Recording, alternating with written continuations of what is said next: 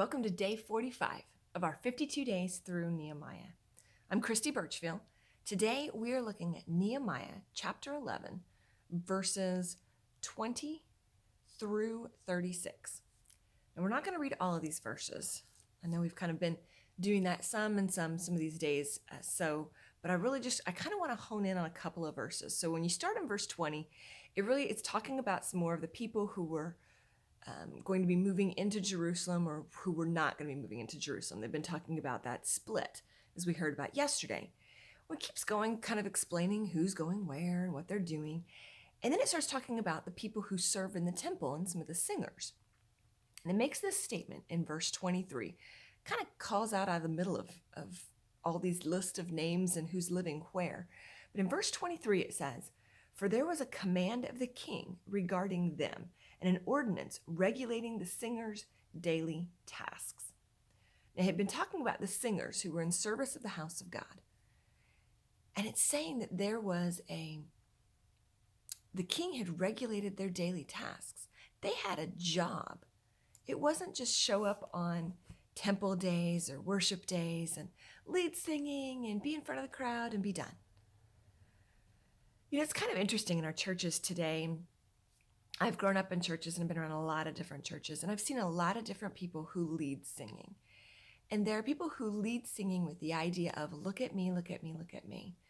And so I think sometimes there's a perception that the people leading singing, it's some sort of glamorous, rewards-filled type of position or job.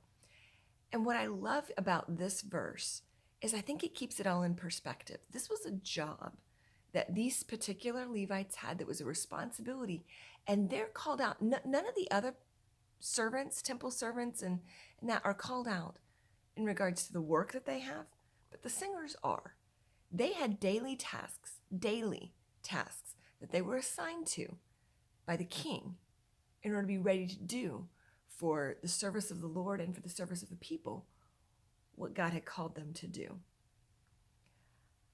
I think it's important that no matter what position we're in, we recognize that God has specific responsibilities that we are called to, that we need to make sure that we're focusing on, and that we need to make sure that we're committed to.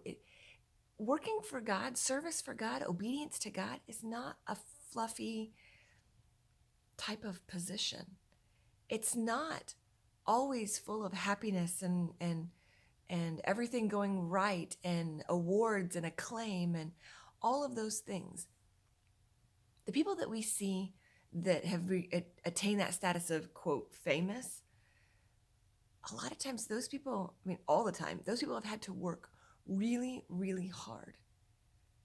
And God has allowed them to go down a path that has led them to this place where they have great levels of influence. But with those great levels of influence come great levels of responsibility.